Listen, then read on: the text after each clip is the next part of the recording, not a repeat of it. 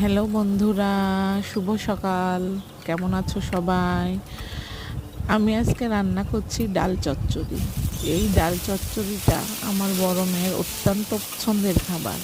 সাথে আছে পটল ভাজি। এই ডাল চচ্চড়ি আলহামদুলিল্লাহ। এই চচ্চড়িটা করার নিয়ম খুবই সহজ।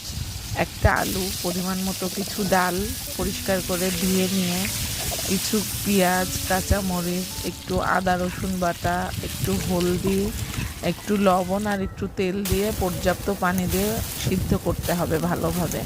তারপরে নামানোর আগে রসুন, জিরা, তেজপাতা, শুকনা মরিচ দিয়ে ভালোভাবে ফোড়ন দিয়ে নামিয়ে নিতে হবে। ব্যাস হয়ে গেল আমার মেয়ের পছন্দের ডাল চচ্চড়ি।